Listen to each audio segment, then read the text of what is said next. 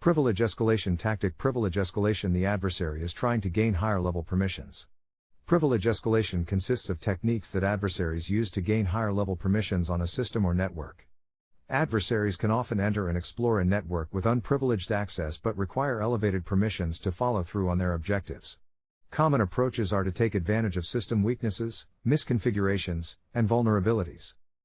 Examples of elevated access include system/root level, local administrator, user account with admin-like access, user accounts with access to specific system or perform specific function. These techniques often overlap with persistence techniques, as OS features that let an adversary persist can execute in an elevated context. The techniques of the privilege escalation tactic are as follows. Technique 1548. Abuse elevation control mechanism. Adversaries may circumvent mechanisms designed to control elevate privileges to gain higher level permissions. Most modern systems contain native elevation control mechanisms that are intended to limit privileges that a user can perform on a machine.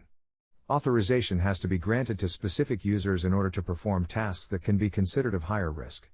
An adversary can perform several methods to take advantage of built-in control mechanisms in order to escalate privileges on a system. 001.Sadoid and setsuid. An adversary may perform shell escapes or exploit vulnerabilities in an application with the setsuid or setsuid bits to get code running in a different user's context. On Linux or Mac OS, when the Sadoid or setsuid bits are set for an application, the application will run with the privileges of the owning user or group respectively.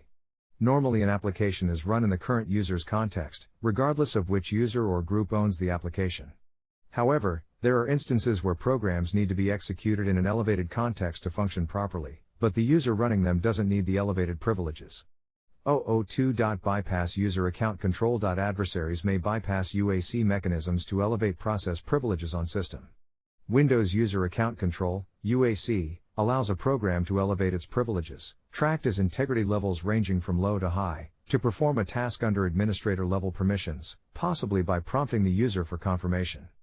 The impact to the user ranges from denying the operation under high enforcement to allowing the user to perform the action if they are in the local administrators group and click through the prompt, or allowing them to enter an administrator password to complete the action.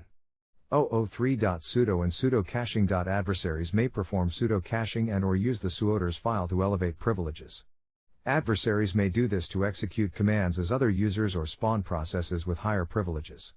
004. Elevated execution with prompt. Adversaries may leverage the authorization execute with privileges API to escalate privileges by prompting the user for credentials. The purpose of this API is to give application developers an easy way to perform operations with root privileges, such as for application installation or updating. This API does not validate that the program requesting root privileges comes from a reputable source or has been maliciously modified.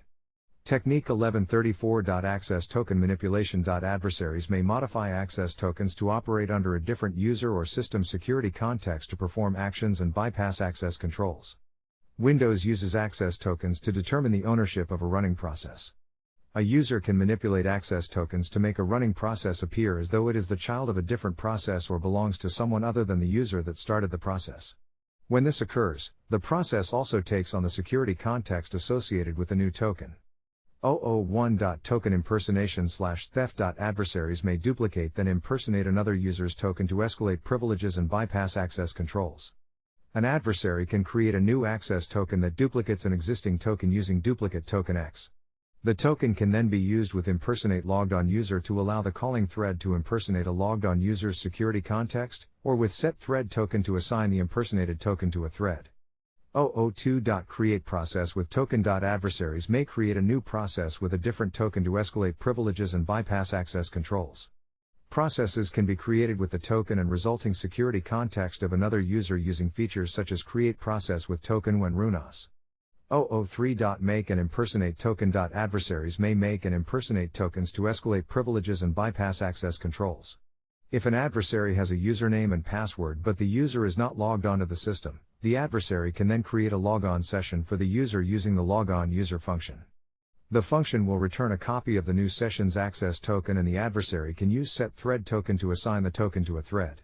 004. Parentpidspoofing. Adversaries may spoof the parent process identifier, PPID, of a new process to evade process monitoring defenses or to elevate privileges.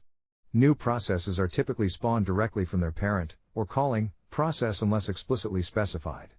One way of explicitly assigning the PID of a new process is via the createProcess API call, which supports a parameter that defines the PID to use.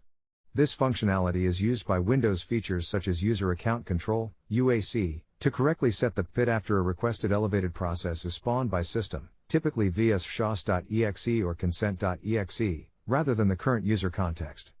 005.Sid History Injection. Adversaries may use Sid History Injection to escalate privileges and bypass access controls.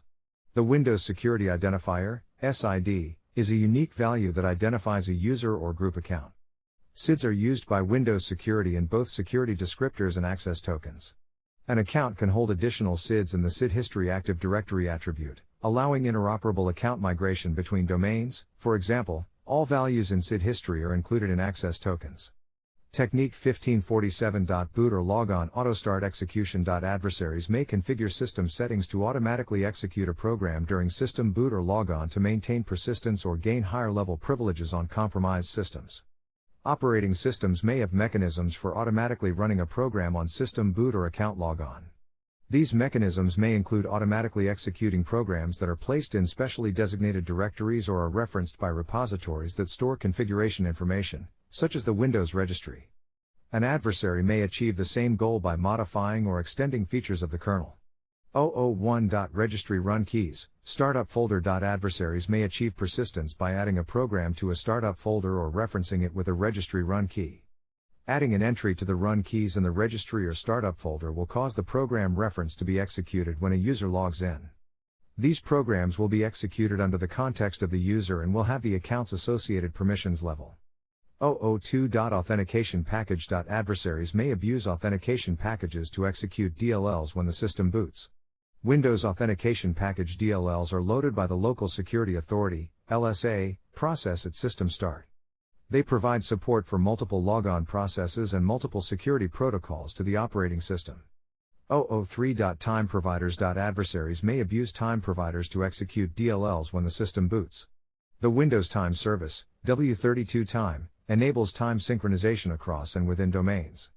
W32Time providers are responsible for retrieving timestamps from hardware/network resources and outputting these values to other network clients. 004.WinLogon Helper Dll. Adversaries may abuse features of WinLogon to execute DLLs and/or executables when a user logs in. WinLogon.exe is a Windows component responsible for actions at logon/logoff as well as the Secure Attention Sequence, SAS, triggered by Ctrl-Alt-Delete. Registry entries in HKLM/software/wow6432 node // Windows NT /current version /winlogon and HKCU /software /Microsoft Windows NT /current version /winlogon are used to manage additional helper programs and functionalities that support WinLogon. 005.Security Support Provider. Adversaries may abuse security support providers, SSPs, to execute DLLs when the system boots. Windows SSP DLLs are loaded into the Local Security Authority, LSA, process at system start. Once loaded into the LSA, SSP DLLs have access to encrypted and plaintext passwords that are stored in Windows, such as any logged-on user's domain password or smart card pins. 006.Kernel modules and extensions. Adversaries may modify the kernel to automatically execute programs on system boot. Loadable kernel modules, LKMs, are pieces of code that can be loaded and unloaded into the kernel upon demand. They extend the functionality of the kernel without the need to reboot the system. For example, one type of module is the device driver, which allows the kernel to access hardware connected to the system. 007.Reopen applications. Adversaries may modify plist files to automatically run an application when a user logs in. Starting in Mac OS X 10.7, Lion, users can specify certain applications to be reopened when a user logs into their machine after reboot.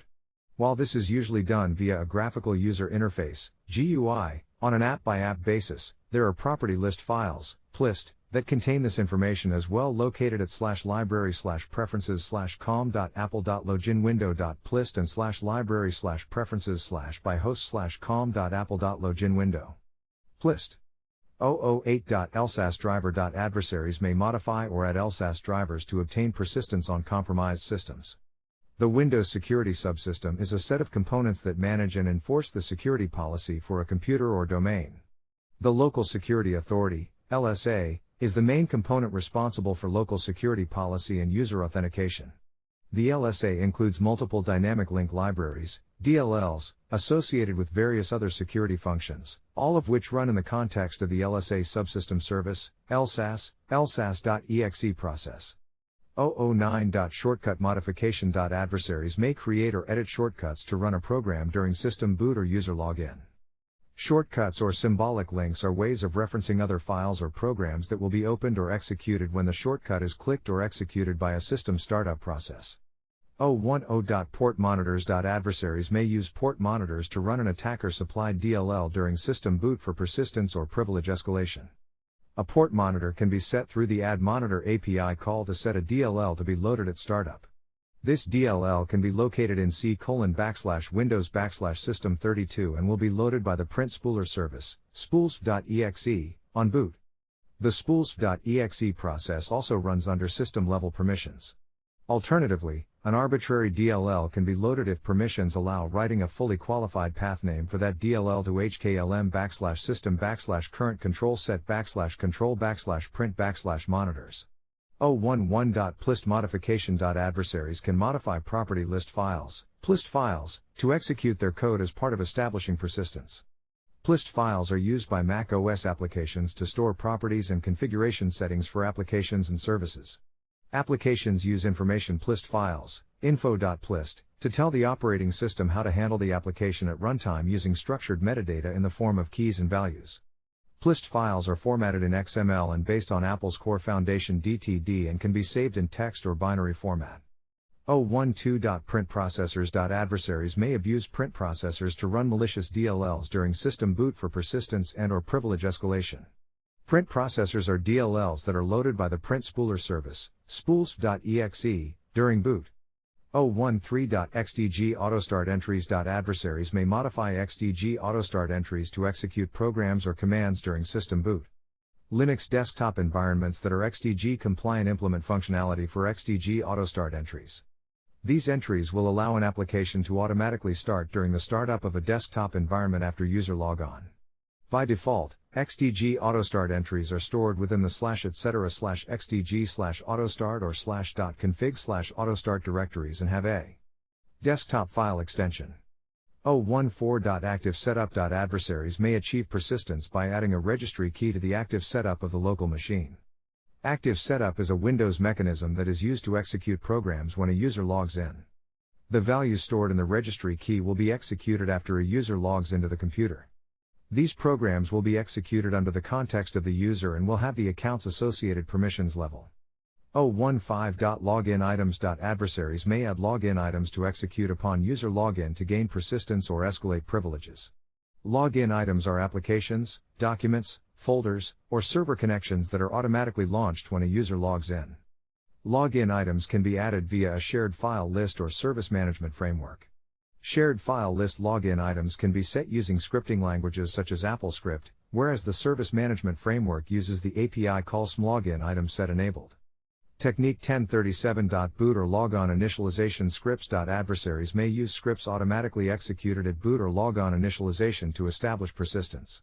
Initialization scripts can be used to perform administrative functions, which may often execute other programs or send information to an internal logging server. These scripts can vary based on operating system and whether applied locally or remotely. 001.logon script, Windows. Adversaries may use Windows logon scripts automatically executed at logon initialization to establish persistence. Windows allows logon scripts to be run whenever a specific user or group of users log into a system. This is done via adding a path to a script to the hku/environment/user init logon script registry key. 002.logon script, Mac. Adversaries may use Mac OS logon scripts automatically executed at logon initialization to establish persistence. Mac OS allows logon scripts, known as login hooks, to be executed whenever a specific user logs into a system. A login hook tells Mac OS X to execute a certain script when a user logs in, but unlike startup items, a login hook executes as the elevated root user. 003.network logon script. Adversaries may use network logon scripts automatically executed at logon initialization to establish persistence. Network logon scripts can be assigned using Active Directory or group policy objects. These logon scripts run with the privileges of the user they are assigned to. Depending on the systems within the network, initializing one of these scripts could apply to more than one or potentially all systems. 004.rc scripts. Adversaries may establish persistence by modifying RC scripts which are executed during a Unix-like system startup. These files allow system administrators to map and start custom services at startup for different run levels. RC scripts require root privileges to modify. 005.startupItems. Adversaries may use startup items automatically executed at boot initialization to establish persistence. Startup items execute during the final phase of the boot process and contain shell scripts or other executable files along with configuration information used by the system to determine the execution order for all startup items. Technique 1543. Create or modify system process. Adversaries may create or modify system-level processes to repeatedly execute malicious payloads as part of persistence. When operating systems boot up, they can start processes that perform background system functions. On Windows and Linux, these system processes are referred to as services. On Mac OS, launched processes known as Launchdaemon and Launchagent are run to finish system initialization and load user-specific parameters.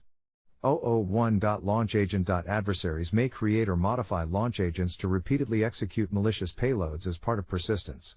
When a user logs in, a peruser launched process is started which loads the parameters for each launch on demand user agent from the property list, .plist, file found in /system/library/launchagents, and /library/launchagents. Property list files use the label, program arguments, and run at load keys to identify the launch agent's name, executable location, and execution time. Launch agents are often installed to perform updates to programs, launch user-specified programs at login, or to conduct other developer tasks. 002.systemd service. Adversaries may create or modify systemd services to repeatedly execute malicious payloads as part of persistence. The systemd service manager is commonly used for managing background daemon processes, also known as services, and other system resources. Systemd is the default initialization, init, system on many Linux distributions starting with Debian 8, Ubuntu 1504, CentOS 7, RHEL 7, Fedora 15, and replaces legacy init systems including sysvinit and Upstart while remaining backwards compatible with the aforementioned init systems. 003.Windowsservice. Adversaries may create or modify Windows services to repeatedly execute malicious payloads as part of persistence. When Windows boots up, it starts programs or applications called services that perform background system functions. Windows service configuration information, including the file path to the service's executable or recovery programs/commands, is stored in the Windows registry. Service configurations can be modified using utilities such as sc.exe and reg. 004.launchdaemon. Adversaries may create or modify launch daemons to execute malicious payloads as part of persistence. Launch daemons are plist files used to interact with Launched, the service management framework used by Mac OS. Launch daemons require elevated privileges to install, are executed for every user on a system prior to login, and run in the background without the need for user interaction. During the Mac OS initialization startup, the launched process loads the parameters for launch on-demand system-level daemons from plist files found in /system/library/launchdaemon/ and /library/launchdaemon/. Required launch daemons parameters include a label to identify the task, program to provide a path to the executable, and run at load to specify when the task is run. Launch daemons are often used to provide access to shared resources, updates to software, or conduct automation tasks. Technique 1484. Domainpolicymodification. Adversaries may modify the configuration settings of a domain to evade defenses and/or escalate privileges in domain environments.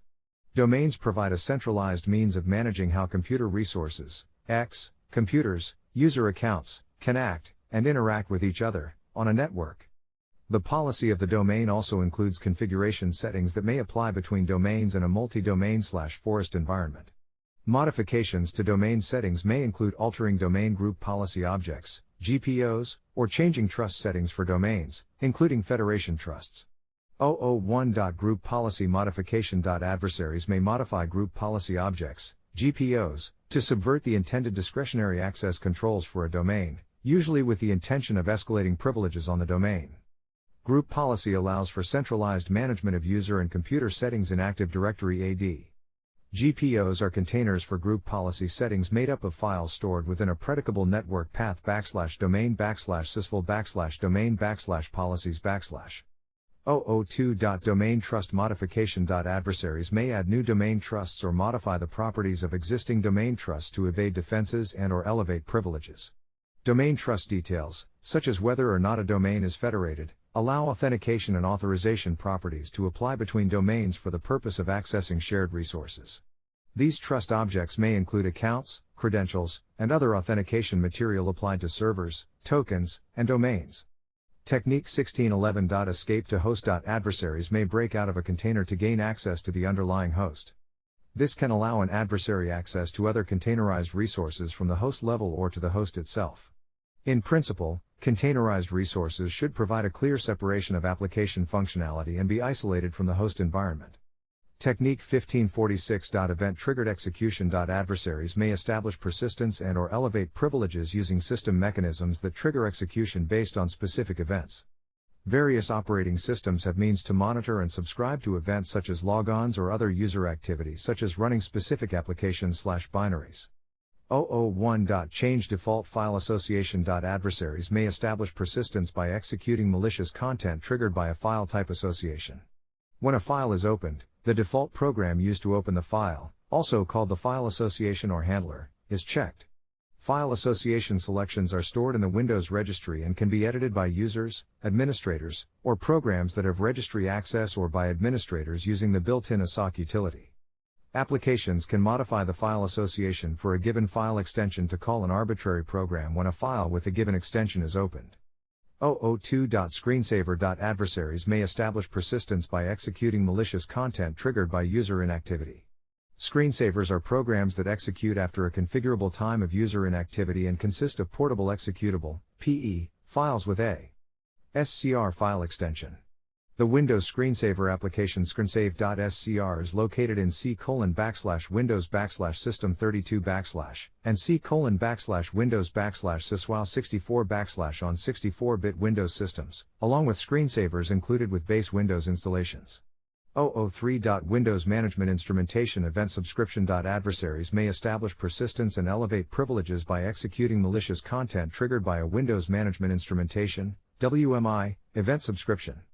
WMI can be used to install event filters, providers, consumers, and bindings that execute code when a defined event occurs. Examples of events that may be subscribed to are the wall clock time, user lodging, or the computer's uptime. 004. Unix shell configuration modification. Adversaries may establish persistence through executing malicious commands triggered by a user's shell. User Unix shells execute several configuration scripts at different points throughout the session based on events. For example, when a user opens a command line interface or remotely logs in, such as via SSH, a login shell is initiated. The login shell executes scripts from the system, /etc., and the user's home directory, / to configure the environment. All login shells on a system use /etc/ profile when initiated. These configuration scripts run at the permission level of their directory and are often used to set environment variables, create aliases, and customize the user's environment. When the shell exits or terminates, additional shell scripts are executed to ensure the shell exits appropriately. 005. Trap. Adversaries may establish persistence by executing malicious content triggered by an interrupt signal. The trap command allows programs and shells to specify commands that will be executed upon receiving interrupt signals.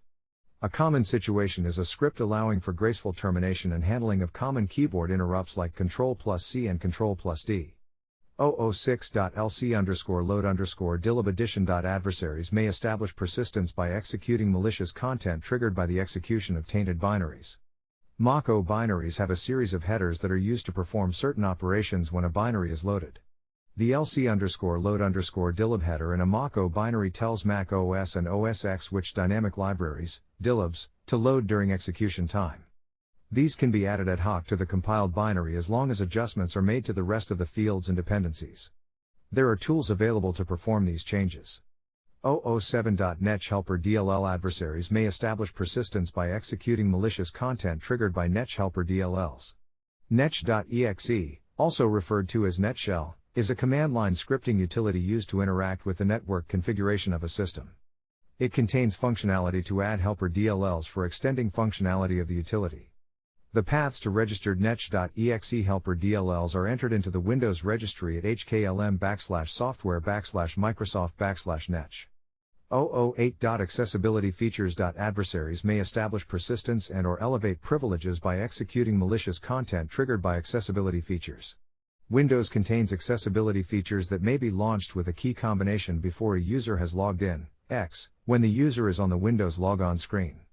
An adversary can modify the way these programs are launched to get a command prompt or backdoor without logging into the system.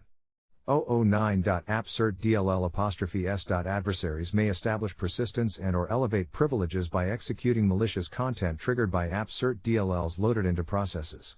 Dynamic link libraries, DLLs, that are specified in the appcertls registry key_local_machine/system/current control set/control/session manager/ are loaded into every process that calls the ubiquitously used application programming interface, API, functions create process as user, create process with login, create process with token, or winexec.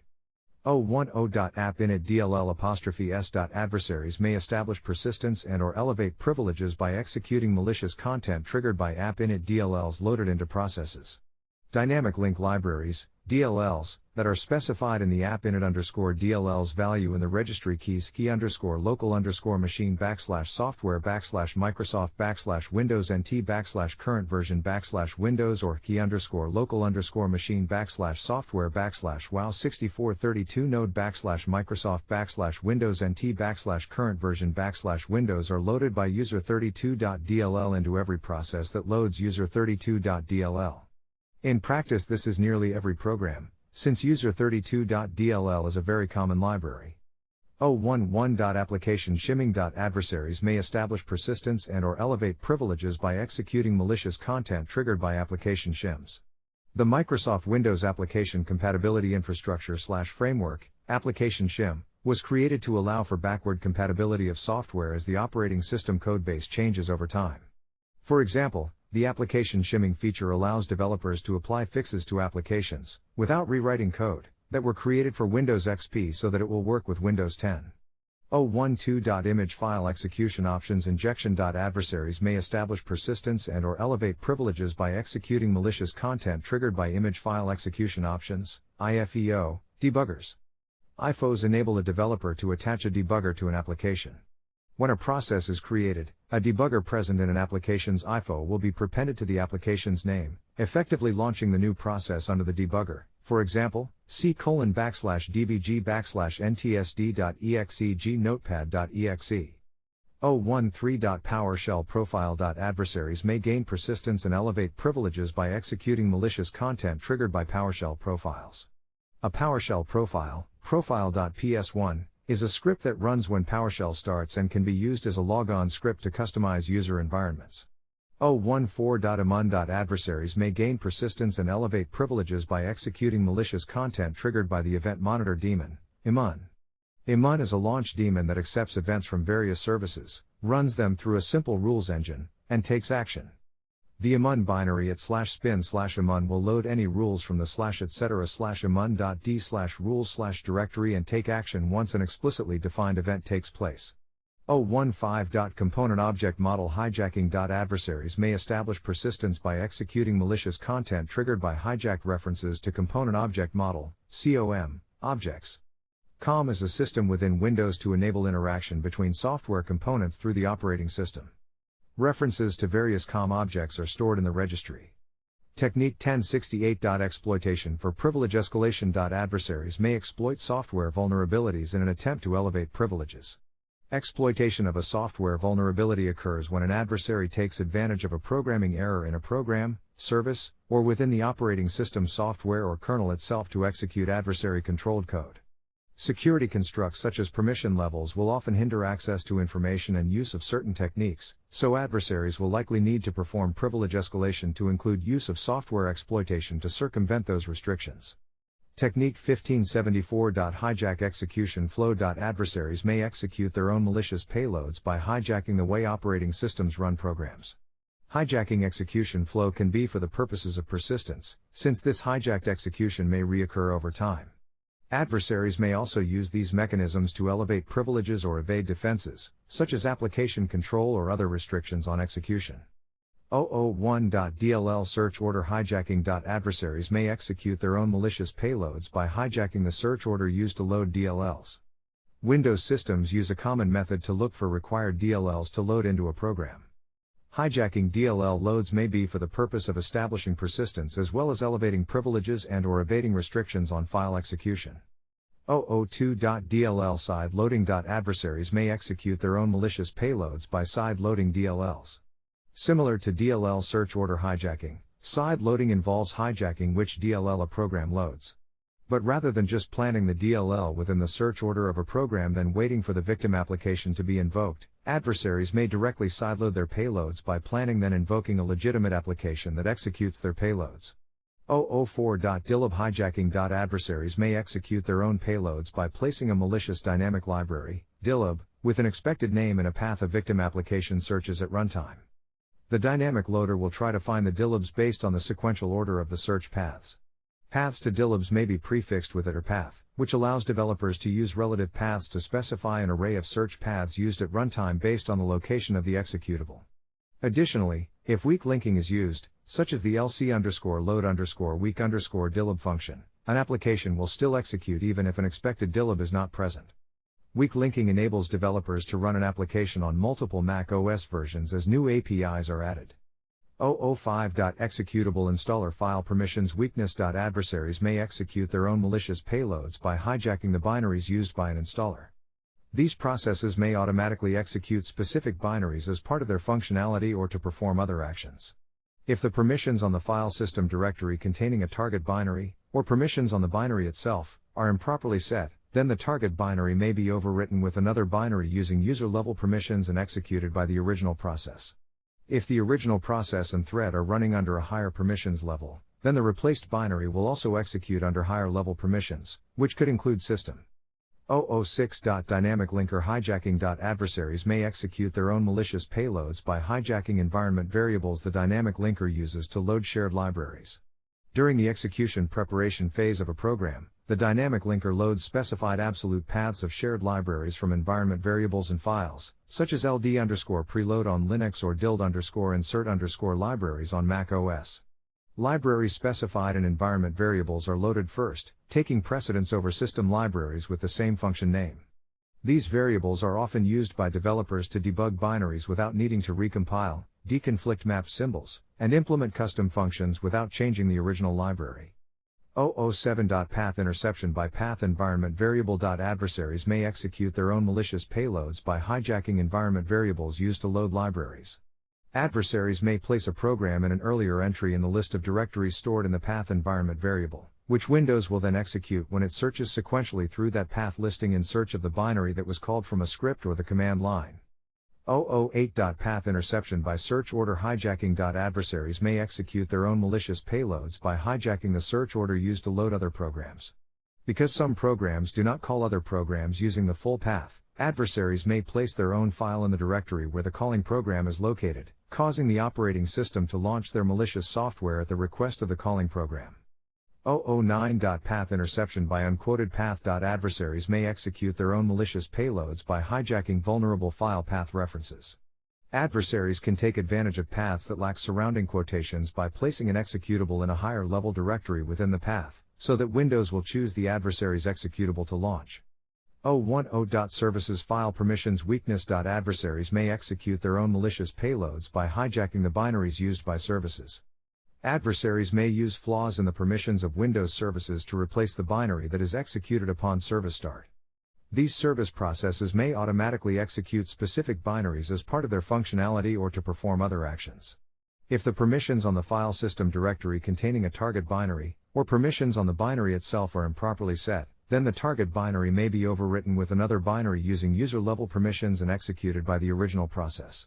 If the original process and thread are running under a higher permissions level, then the replaced binary will also execute under higher level permissions, which could include system. 011.services registry permissions weakness. Adversaries may execute their own malicious payloads by hijacking the registry entries used by services.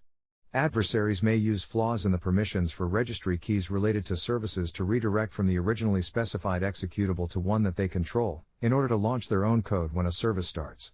Windows stores local service configuration information in the registry under hklm/system/current control set/services. The information stored under a service's registry keys can be manipulated to modify a service's execution parameters through tools such as the service controller, sc.exe, PowerShell, or Reg. Access to registry keys is controlled through access control lists and user permissions. 012.core_profiler adversaries may leverage the core_profiler environment variable to hijack the execution flow of programs that load the .NET CLR. The core_profiler is a .NET framework feature which allows developers to specify an unmanaged, or external of .NET, profiling DLL to be loaded into each .NET process that loads the Common Language Runtime, CLR. These profilers are designed to monitor, troubleshoot, and debug managed code executed by the .NET CLR. Technique 1055. Process injection. Adversaries may inject code into processes in order to evade process-based defenses as well as possibly elevate privileges. Process injection is a method of executing arbitrary code in the address space of a separate live process. Running code in the context of another process may allow access to the process's memory, system/network resources, and possibly elevated privileges. Execution via process injection may also evade detection from security products since the execution is masked under a legitimate process. 001. Dynamic link library injection. Adversaries may inject dynamic link libraries, DLLs, into processes in order to evade process-based defenses as well as possibly elevate privileges. DLL injection is a method of executing arbitrary code in the address space of a separate live process. 002. Portable executable injection. Adversaries may inject portable executables, PE, into processes in order to evade process-based defenses as well as possibly elevate privileges.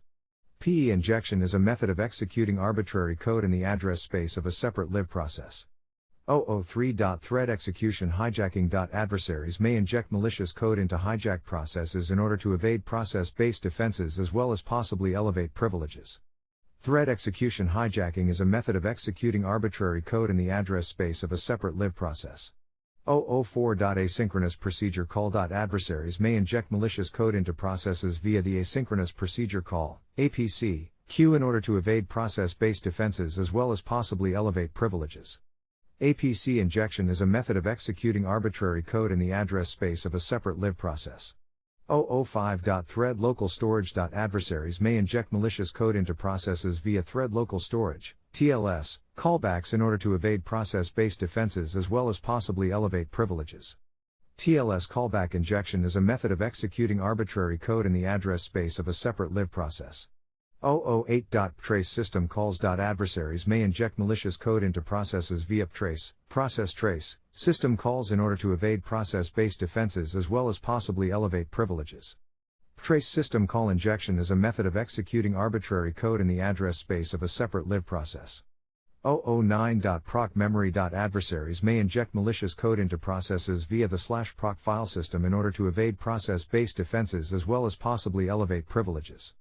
Proc memory injection is a method of executing arbitrary code in the address space of a separate live process.